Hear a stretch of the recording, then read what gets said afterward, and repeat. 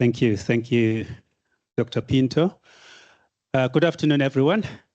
It is a pleasure for me to be standing in front of you here today, and I would like to first of all thank the organizers of this conference and for inviting me to take part in the deliberations.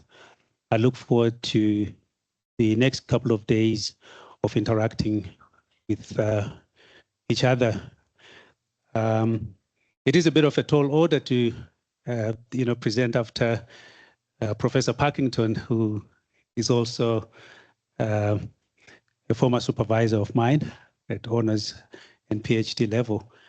And his presentation was quite riveting and quite rich. So in my presentation today, I will sound a little bit more like a politician because I'm presenting something that is more of an appeal to a vision, nascent at this stage, but I'd also be very keen to hear your responses to that. And, it may not be even in the context of this conference, but, as a follow-up, maybe via emails and so on and so forth. So let me start.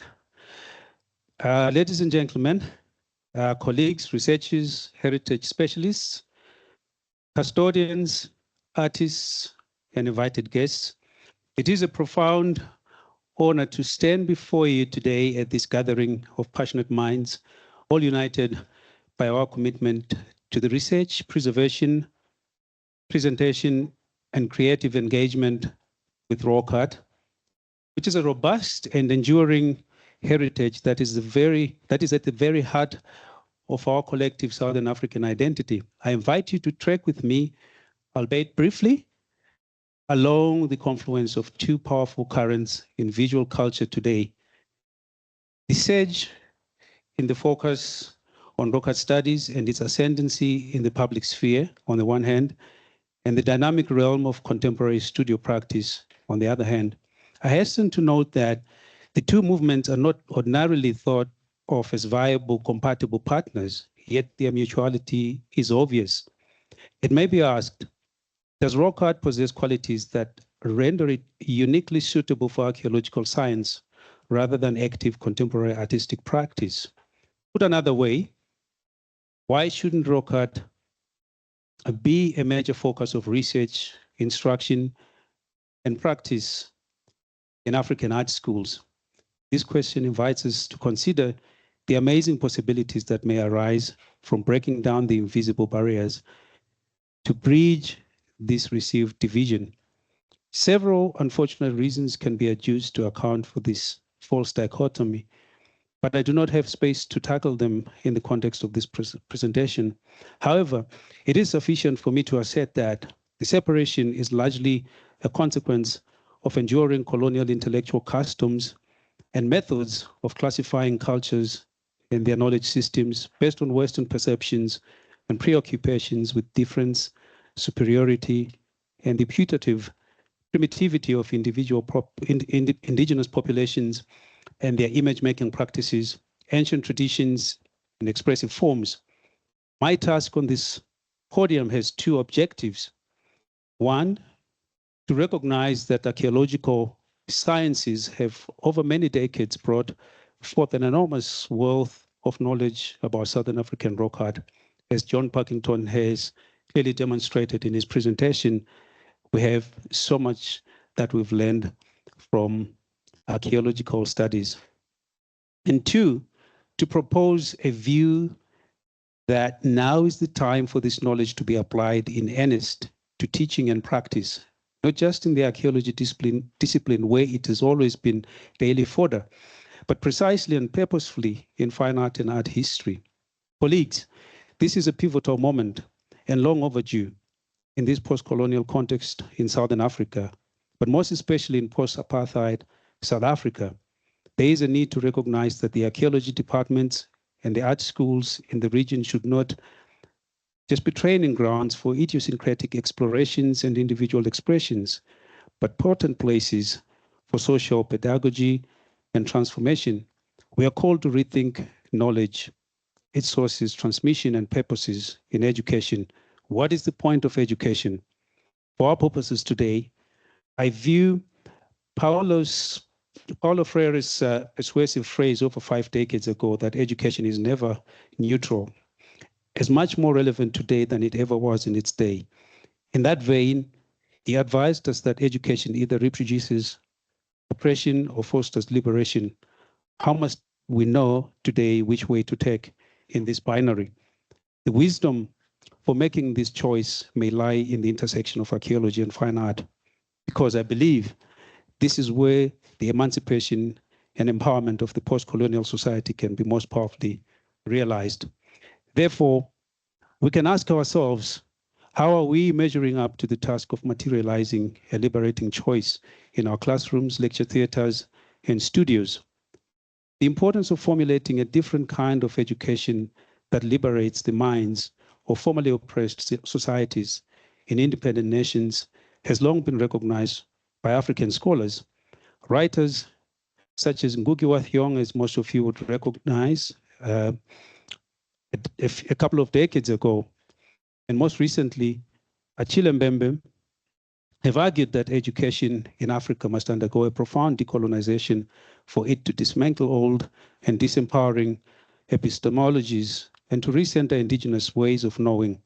In fine art and other art-centered disciplines, this means valuing rock art not as artifactual relics from the past, but as sources of living epistemologies and dynamic creativity. In archaeology, for instance, David Lewis Williams argued many years ago that rock art must not continue to be seen as primitive, rather a sophisticated visual form that is deeply embedded in belief, ritual, and social organization of its makers.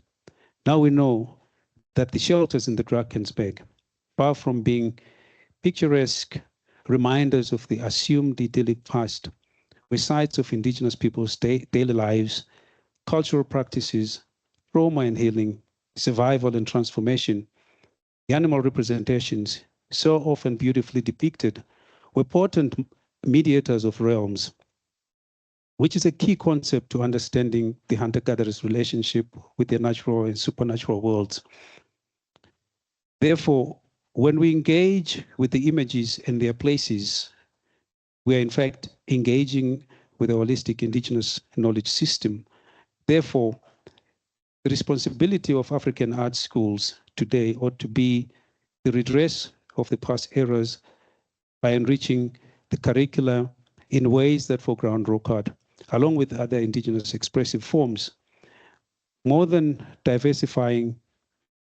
simply diversifying the classroom content, such approaches will transform the epistemological foundations of our art pedagogy, moving toward a futuristic education that is rooted in place, engaged with community, and open to the complexities of our past histories.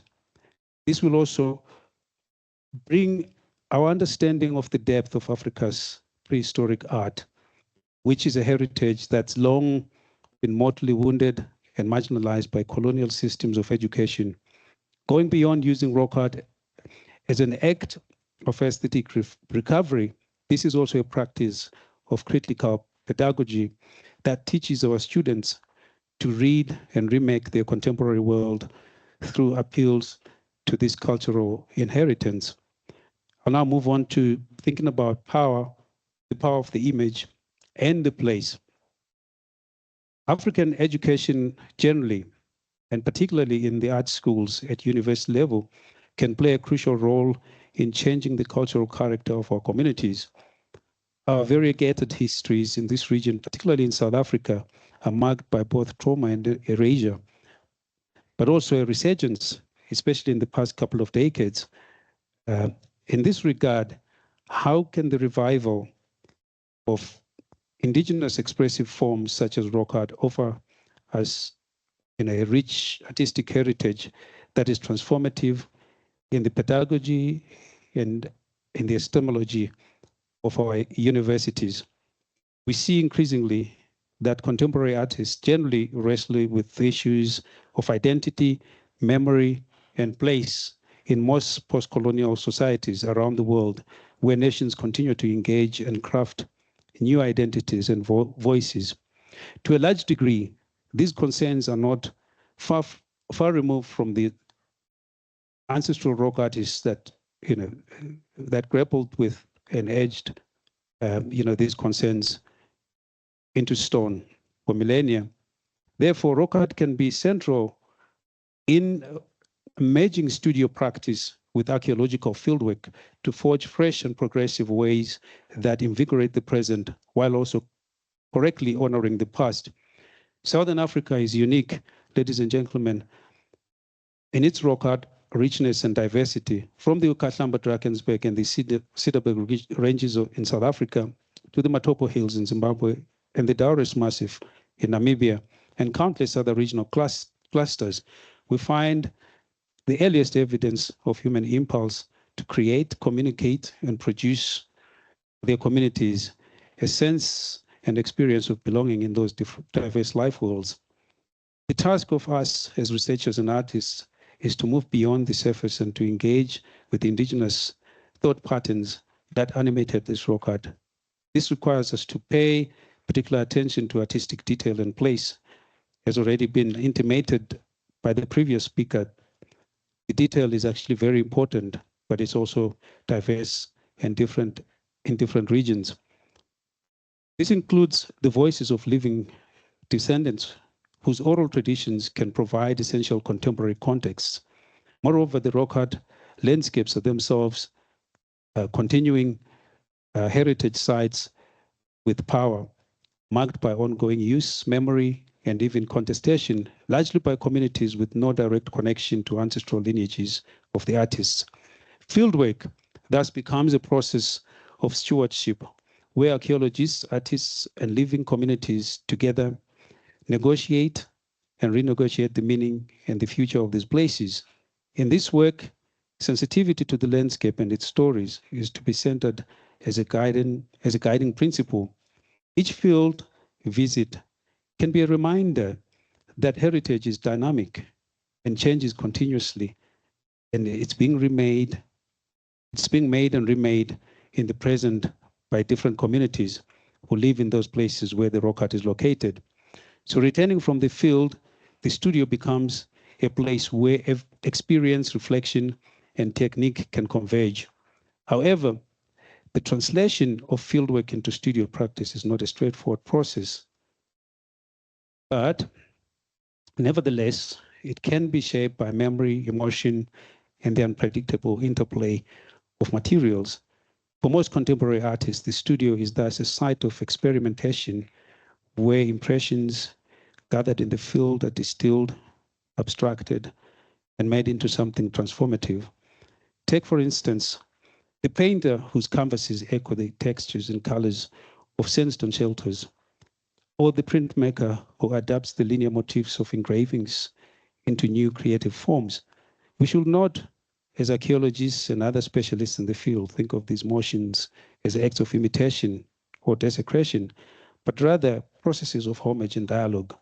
Many artists in Southern Africa integrate a variety of materials that they find in their environments, that is, earth, stone, plant matter, collected from the field trips that they conduct, thus embedding the very substance of the land into their works. For others, especially now, when there is talk of a sonic turn in the art world, the use of video and sound to evoke the atmospheres can be employed for rock art sites, bringing the multisensory experience of fieldwork into the gallery and the studio. All this work is about translating and interpreting materiality and experience, both in the field and in the studio. I've often seen people sort of grapple with translation, and interpretation flows from that. But what I've also learned is that interpretation is much about unlearning as it is about learning. Without delving into the notion of positionality in my propositions, I believe that culturally sensitive and transformative interpretations begin with the very discipline of field observation That is, exercising patience and perseverance, looking closely and suspending personal subjectivities. This conduct cannot fail in humbling us to approach with scholarly empathy, not positivist pretensions, all past materiality and heritages that are not in the purview of our own cultural experience and background. This further encourages humility before the unknown and a willingness to be surprised. The studio then is not only a place to produce, to make, but it is a place of ongoing dialogue and inquiry. With this said, ethnical dimensions are also an ever-present issue in the processes of translation and interpretation. For example, how can we avoid the pitfalls of appropriation and instead foster genuine engagement? These are real issues, folk, and a lot of people still grapple with. And in fact, in my own experience in the past year teaching at Michaelis School of Fine Art, I found that a lot of the students are a bit hesitant to deal with the rock art because appropriation is a major issue. Another issue being the fact that most of them do not view themselves as descended from the lineages that produced the rock art.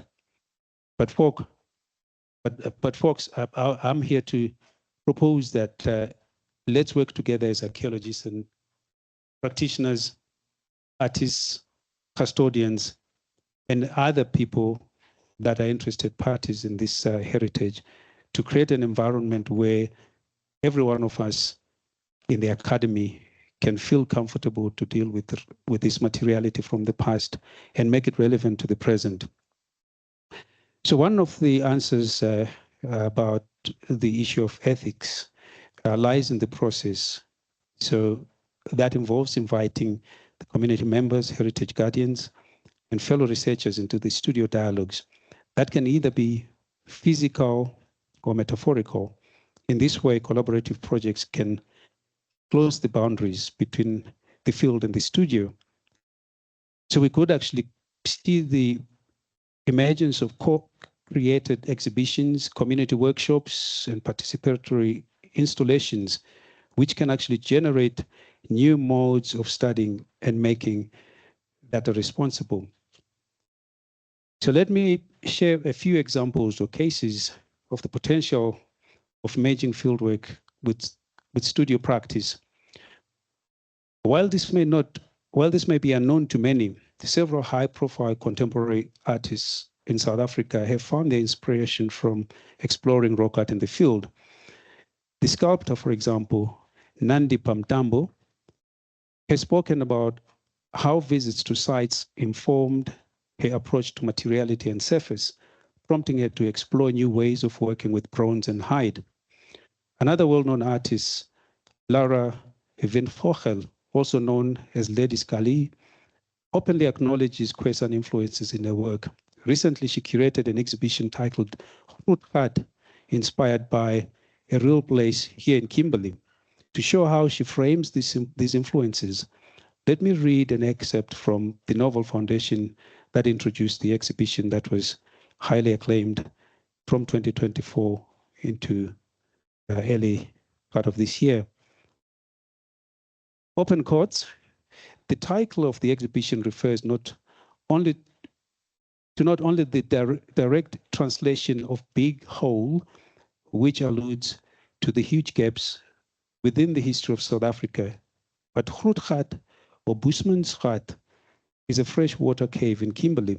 The site is a reminder of the pain caused by the gap in the shared history that many people of this community experience because of the effects of colonialism.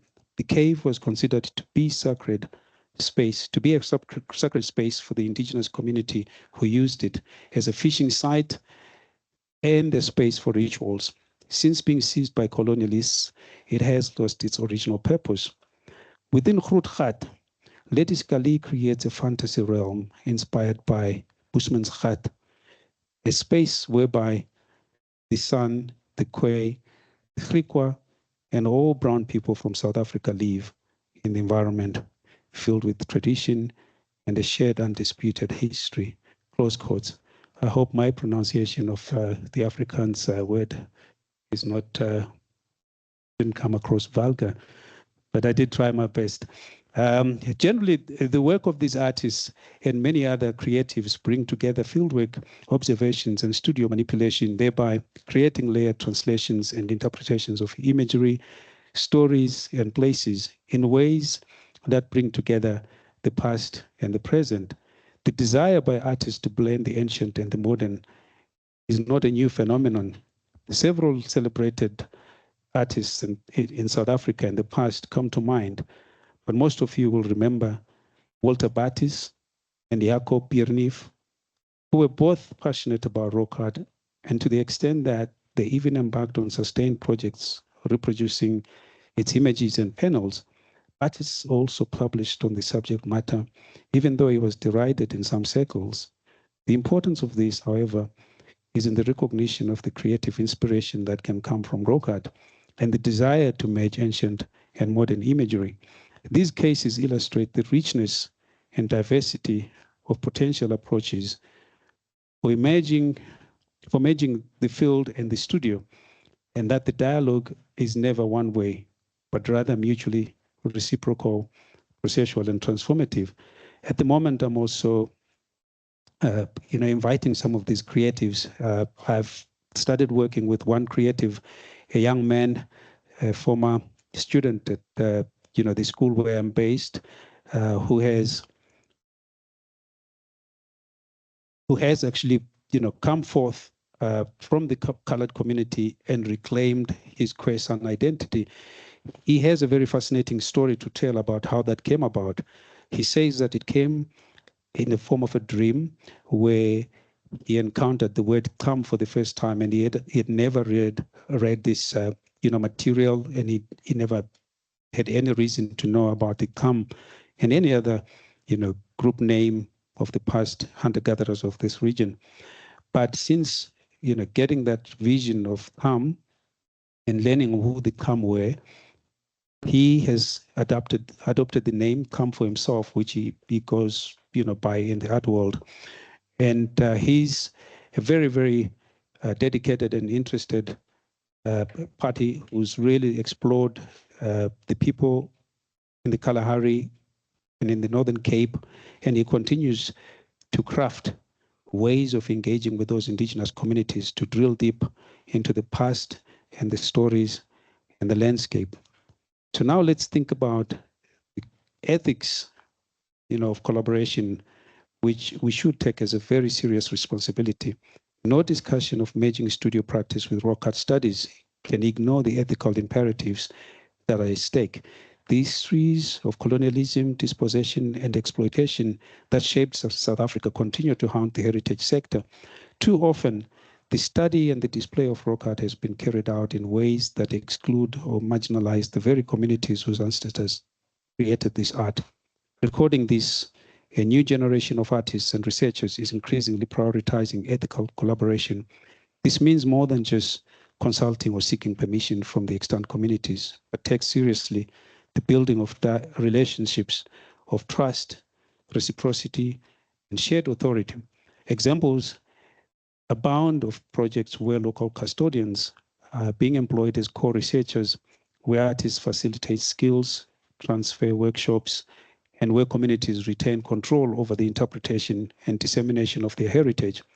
So ethical practice can also be a way of practicing vigilance against the unbridled commercialization of rock art imagery.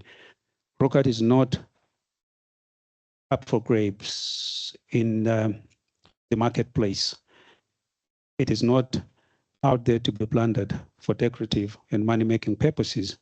Artists and other explorers of this heritage must grapple with the question of consent, context, and meaning for them to understand its significance. Some have responded by creating works that address these very issues, using their art making to critique appropriation and to highlight indigenous voices. I'm glad to report that in the past year and a half of last year, we've had a couple of students at honors level that dealt precisely with those kinds of issues, where they were looking at what it means to be an unsung person dealing with this heritage and working with it in a way that honors, the creators and the descended communities. So in the field, ethical practice also extends to the practicalities of site conservation and preservation of associated ancient and living traditions. Artists and researchers alike must be mindful of the impact of their presence, not on their presence on the rocks, in the landscape, and the people who live in those marketplaces. This may entail limiting access, following strict protocols of engagement and documentation, or working with heritage authorities to ensure the long-term protection of sites and landscapes. Ultimately, the merging of fieldwork and studio practice is a matter of responsibility, something that I personally, having worked in the care industry, call the duty of care. So that is how we should actually take this as a serious responsibility, and it rests on our shoulders into the future. And this also involves various disciplines because we approach this materiality differently from different disciplinary backgrounds. But this is, be it as it may, disciplines need to come together from their own spheres of influence so that we can actually encourage collaboration and interdisciplinarity. So this vision can be realized by drawing on multiple disciplines such as archaeology, rock art studies, fine art and art history, and education, and even health as well can be included in this mix. Archaeology has scientific methods and tools to contextualize and understand the cultural significance of rock art. Rock art studies have mastered the art of interpreting the imagery and placing it in its proper symbolic context. And in recent years, the propagation of community collaboration and ethical engagement. Art history and fine art can challenge former approaches to indigenous forms of representation, to foreground them as sources of contemporary artistic practice and innovation. And finally, education theory, especially the author that I referred to earlier, Freire's dialogical pedagogy comes to mind as something that is relevant in that it envisages students as co-creators of knowledge, learning with and from indigenous cultural forms. Furthermore, other scholars have posited ideas for inclusive pedagogy in arts that moves beyond tokenism towards genuine reciprocity. And this brings to mind scholars from Zimbabwe, largely led by researchers such as Professor Gilbert Pwiti, Professor Innocent Prikirai, Professor Shadrach Chirikure, and many others who've argued in the past that this kind of approach requires acknowledging the cultural ownership of indigenous forms, supporting linguistic and cultural diversity, and foregrounding local narratives. In doing so, Eurocentric canon can be counterbalanced and even challenged to foster classrooms and studios where all students see their heritage valued and their creative voices amplified. This is what is lacking at the moment, and it is starting to emerge, but we need to put more effort in encouraging students to embrace their past in this region. So let me now suggest some of the progressive ways to embed new ideas within our art schools and other art-centered disciplines. So we need to start with redesigning our curriculum and make sure that we integrate modules on indigenous art history.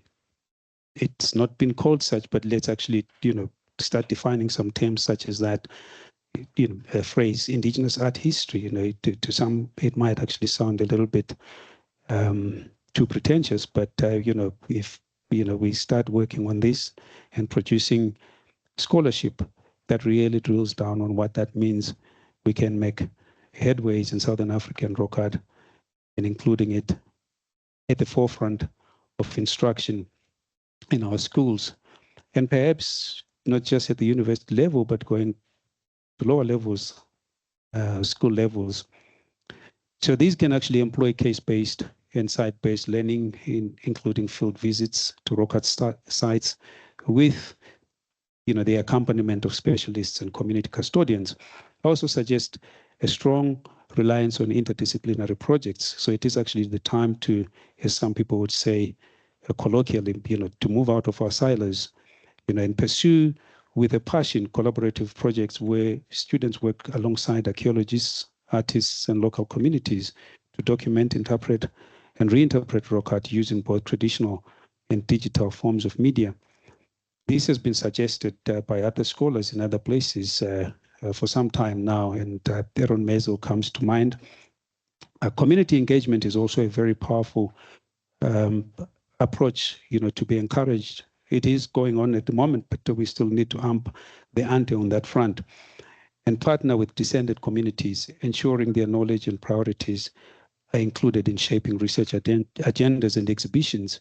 This aligns with the principles of what other scholars here in South Africa have, called community archaeology or participatory action research. Reflective practice is also encouraged, which is incorporation of critical reflection on issues of appropriation, representation, and power in ways that encourage students to confront ethical questions and other arising matters of concern that, to see themselves first and foremost as stewards and not consumers or users of indigenous rock art and heritage. And finally, I would like to suggest for those that are technologically gifted that technology and innovation is something that we should embrace fully and take full advantage of, because there's so many technologies that are developing so fast, and that can be useful in the work that we do in heritage management and heritage studies. But this is to think about technologies such as digital mapping, 3D scanning and modeling, and high resolution photography, which do not only allow the production of unprecedented levels of documentation and analysis, but they can also make rock art accessible to broader audiences, including those people that cannot access remote sites, but more especially this present generation that's technologically inclined. So embracing these and other tools, such as various forms of augmented reality, for example, can inspire contemporary artistic representation. The interpretation of these technologies, the integration of these technologies into both fieldwork and studio practice will continue to realize extraordinary possibilities for engaging with rock art. These tools have also proven to add value to conservation. Moreover, many current digital platforms also enable new forms of collaboration. So now artists,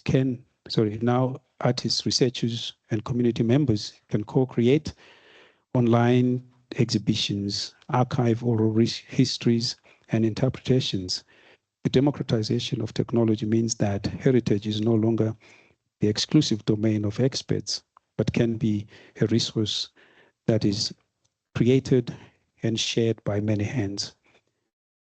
So now moving towards this shared future of our engagement with this rock art heritage. As we look into the future, let us imagine new models of engaging this, with insights that come from both the fieldwork and the studio, and to recognize the centrality of the community participation. The potential for creativity, learning, and healing is immense. Imagine, for example, the establishment of artist in residence programs at rock art heritage sites, where artists, community members, and scholars can collaborate on projects that address pressing social, political, and environmental issues. These residencies can also serve as incubators for innovative approaches to conservation, education, and cultural expression. Imagine traveling exhibitions that bring the wonders of rock art, both in its ancient and contemporary forms, to schools, libraries, and public spaces.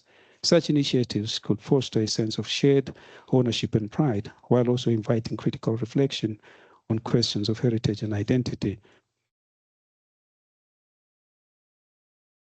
At the policy level, there is also a need for frameworks that support interdisciplinary collaboration and the allocation of resources to community-driven projects. Funding bodies, universities, and government agencies must recognize the value of bridging fieldwork and studio practice and invest accordingly. Above all, the future depends on our capacity to listen and respect, starting off with the rock art itself, the landscape it's located in, the communities in those places, and as practitioners and researchers amongst ourselves, as all of us are interconnected communities with the interest in heritage. So it all depends on our willingness to take the risks and embrace the complexities that come, with this kind of work. So the merging of field and studio is not a finished project.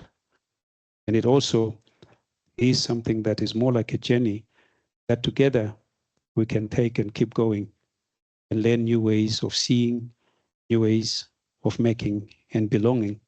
So to recap, I am offering not just a vision, but an invitation to you all here to embrace the merging of fieldwork and studio work, past, present, scholarship and creativity, using the cave as a metaphor of convergence. After all, these rock shelters were probably some kind of schools in prehistory, with images and panels being touchstones for a social order that was rooted in its own forms of ethics, ritual practices, ecological knowledge, performative expressions, embodied instruction, and not to exclude aesthetics, among other forms of indigenous awareness. Following scholars that I've mentioned before, and many others of similar persuasion that you can find, it is possible to have contemporary art schools which are more inclusive, situated, and liberatory, like prehistoric shelters, where archaeology has revealed much to be known about their layered occupation histories. By centering indigenous artistic forms, particularly rock art, we're not only diversifying content in teaching, but also reformulating Eurocentric perspectives of what art ought to be and where and when it originated. This will in due course transform pedagogy itself and thus create a futuristic society. Consider the kinds of questions now when you go to your field trip, and think about what stories you will bring back to your studio, to your laboratory, to your classroom and community. Doing so can only transform research beyond it as an exercise of intellectualism, but into a movement that seeks to commit ourselves to scholarly and creative practices that are grounded in respect, curiosity, and care, more especially in uplifting the residual and marginalized communities which descended from Southern Africa's long-gone rock artists. As we pursue collaborations that challenge and inspire this generation, let us also honor both these ancestral rock artists and their descendants, who must be encouraged to carry this legacy with pride and dignity. It is a very sad scenario that not many of these indigenous communities recognize rock art as something that belongs to them.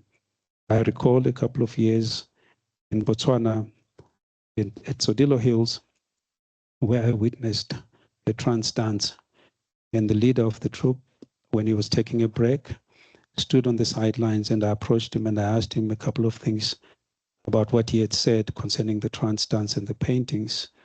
And he scratched his head a little bit because I had asked him, how did he come to know all that?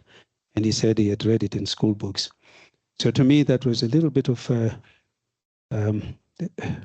double-edged sword, in the sense that we would recognize the importance of what we write as archaeologists, as academics, but also it also shows that a lot has been lost from the oral transmission. So people are no longer, by and large, getting their information from the traditional ways of knowing. So where does the future lie in this kind of conundrum? So the onus is on us, ladies and gentlemen, to correct that. Let's create an environment that encourages learning from both new forms of education and old forms of education.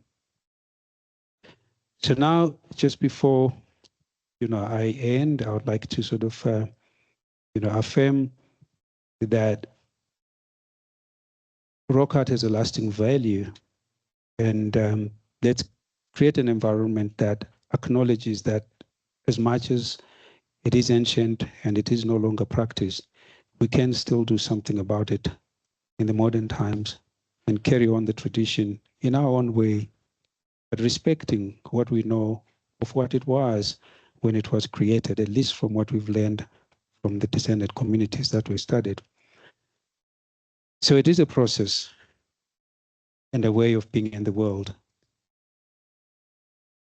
The power of heritage is not only from its antiquity, but it is something that can come from it being a lived, shared, and a renewed experience.